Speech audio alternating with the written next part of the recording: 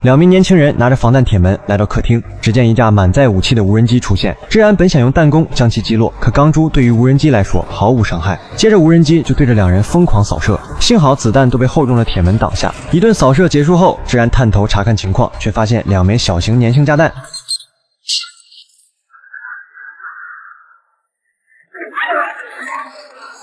眼看两人就要被无人机打成筛子，不远处的敏慧举起电磁脉冲炮，扣动扳机。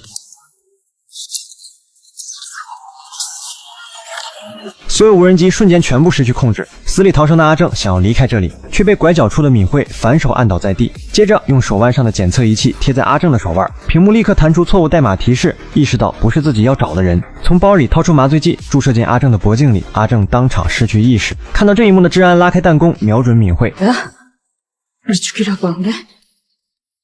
그거 뭐야? 살총? 虽然敏慧及时躲避，脸上还是被擦伤。治安趁机抬脚踹向敏慧，却被对方一脚踢开，快速挡下攻击，又顺势抓住治安放倒在地，紧接着快速翻身将治安控制在地板。在确认显示为绿色代码后，便用严肃的语气声称 막무가내로 움직이는 게 삼촌 성격이랑 완전 반대네. 근데 지금부턴 삼촌처럼 생각하고 움직이는 게 좋을 거야. 살아남기 위해서는. 敏慧刚松开一发子弹，从两人中间穿过，意识到情况不对的敏慧一脚将治安踹飞，而自己则踩过沙发，迅速躲在墙角。治安紧贴着冰箱，根本不知道发生了什么。100米开外的狙击手正通过背镜锁定房间里，只要有人冒头，就会立即开枪击毙。此时的敏慧也说出自己的来意，之所以来到这里，就是来保护治安的。为了证明身份，还说出治安小时候的往事。每当治安受到欺负，都会向天空大喊3声叔叔的名字，而欺负过他的人就会遭到教训。接着就告诉治安的手臂里被植入一枚绿色代码芯片，而拥有芯片的人只有治安和郑金湾。治安体内的芯片是组织最高权限凭证，所有成员都有义务保护治安。就在两人交谈期间，大量雇佣兵集结在不远处的高架桥上，他们都隶属于一个叫巴比伦的组织，不仅是杀掉治安，还要夺取购物中心的控制权。可治安此刻谁都不相信，眼前敏慧前一秒还想对自己动手，下一秒就成为保护者，换作是谁都会警惕。而敏慧立即从包里掏出烟雾弹，从而阻挡远处狙击手的视线。阿祖见此，拨通雇佣兵头目老金的电话，希望对方控制无人机，尽快驱散烟雾。收到指令的老金利用无人机高速旋转的螺旋桨，不断吹散烟雾。虽然敏慧及时开枪将无人机击落，但烟雾也已被清除的所剩无几。而敏慧也暴露在阿祖的狙击枪下。虽然看到对方的模样有些吃惊，但阿祖还是果断的扣下扳机。似有所感的敏慧快速躲避要害，这才让子弹击中手臂，而掉落的手枪落在房屋的中心，恰好又是狙击枪能清晰观察到的位置。阿祖在看清敏慧的容貌后，立即将此事告诉雇佣兵头目老金。敏慧在购物中心里是拥有红色和紫色代码的 S 级人物，当有了对方的保护，治安就没那么容易解决。意识到情况有变，老金立刻调整战术，让所有人都轻装上阵的前往别墅猎杀。一名名雇佣兵利用绳索从高架桥上降下，并向目标所在的别墅快速靠近。而治安想要捡起不远处的手枪防身，但被阿祖的射击将手枪打进沙发底部。这一枪把治安吓得瑟瑟发抖。在简单的平复心情后，立即回想起叔叔曾说过，人的眼睛不存在全视野，任何房间都有视线死角，只要找到死角才能活下去。治安看着地上的镜子碎片，立刻用碎镜片反射光线，反复试探，一点点锁定狙击手的方位。当确认弹道死角后，他来到冰箱上方，纵身一跃，精准落在沙发。当治安掀翻沙发作为掩体时，被沙发底部的东西震惊当场，上面赫然嵌着一把重型狙击枪。接着在敏慧的眼神示意，治安立刻架起狙击枪，对准不远处的阿祖。同时阿祖也从背镜里注意到，治安已经用狙击枪对准了自己，但因为是第一次使用狙击枪，不够熟练，所以并没有将男子当场击杀。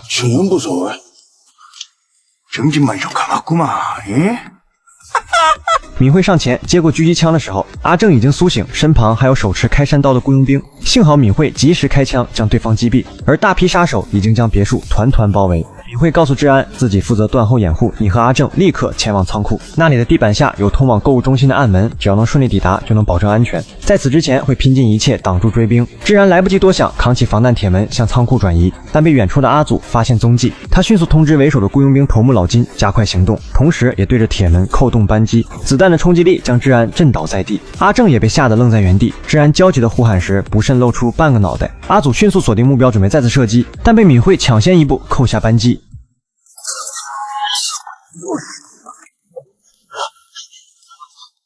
阿祖的性命也算是够硬，子弹擦过枪的外壳，击中在吃零食的司机。而治安也趁着狙击手的空档闯进仓库。就在两人进入的同时，大批雇佣兵从侧门赶到，敏慧也来到仓库，用枪压制敌人，随后拉上卷帘门，示意两人离开。当治安来到仓库深处，就发现一道密码锁。他先后输入自己和叔叔的生日，却都显示密码错误。这时回想起叔叔生前反复叮嘱自己要记住学号，于是立即尝试输入自己的学号，最后居然成功被打开。同时所占的区域开始缓缓下降，随着电梯停止运行，这里居然就是贩卖武器网站的仓库。两侧货架上整整齐齐陈列着各类轻重枪械、战术装备、通讯仪器、防弹防具，甚至还有小型无人机和爆破装置。这里就是购物中心的实体终端，也是郑晋湾经营多年的核心据点。此时一名自称是大哥的人走了出来，对方是郑晋湾安排在地下仓库看护者，他认出了治安，也确认绿色代码身份，却没有立刻放下戒备，因为注意到治安身边的阿正。对方声称阿正只是外围技术员，根本没有资格进入核心区域，随即就从身上甩出一副手铐，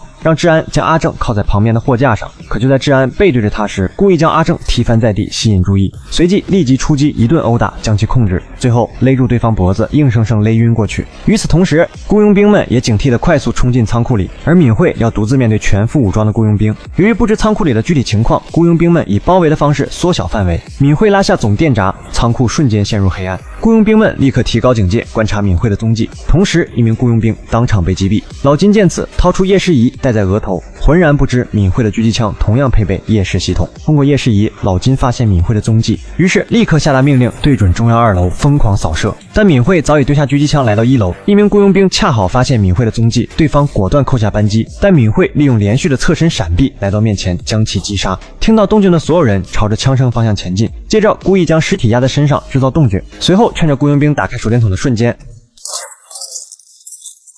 当老金循声来检查同伴尸体时，敏慧故意从身后一闪而过，而一名落单的雇佣兵刚走上没几步，敏慧就悄无声息地出现在身后，割破喉咙。可就在逃跑时，被另一名雇佣兵发现。面对敌人的火力压制，敏慧俯身躲过，从桌子下方来到脚边，利用匕首划伤雇佣兵的手臂，随后抓住对方的手腕，强行将枪口对准天花板。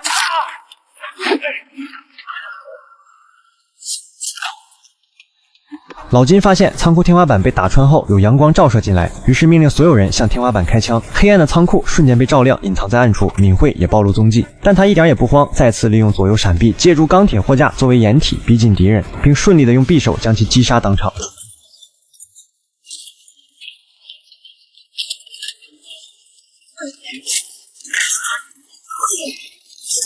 经过一番厮杀后，仓库内只剩下老金一人。敏慧再次发动偷袭，老金试图开枪反击，却反被敏慧划伤脖颈，枪里的子弹也因此被打光。随后，敏慧又从另一侧杀出，两人展开近身肉搏，凭借体型优势，老金狠狠将敏慧砸在铁桌上，随后举起冲锋枪猛地砸下，又一脚将其踹飞。敏慧忍着剧痛划伤老金的脚踝，随后快速起身，用双腿夹住老金的腰部，用尽全力将对方狠狠摔在地下。老金不讲武德，用嘴咬在敏慧的胳膊上，随即老金迅速反击，将其压在地上，并掏出匕首向敏慧刺下。突然，老金的脸色由红转灰，原来敏慧的匕首上涂有剧毒，关键时刻毒素迅速蔓延全身。就这样，老金倒在地上死于剧毒，而仓库外的危机也终于解除。此时，治安来到中央监控室，发现监控记录着自己生活的每处角落，不仅有学校回家的道路、经常去的便利店，甚至连家里的卫生间都被安装有摄像头。原来这些年来，自己的举动都处于监视下。愤怒至极的治安回头就一脚踹向大哥，并质问到底从什么时候开始监视的。可对方不仅没有回答问题，反而说出让治安摸不着头脑的话。 이럴 때가 아니야, 정지한. 미래 누나 총알 떨어졌고 곧 놈들이 또 올 거야. 여기서 그치지 않을 거라고 사장님이 말했어. 그놈들을 막으려면은 미래 누나가 절대로 죽으면 안 돼. 어서 밖으로 나가서 누나한테 무기랑 약을 전달해야 돼. 大家好，我是阿元，以上就是韩剧《杀人者》的购物中心第2期内容。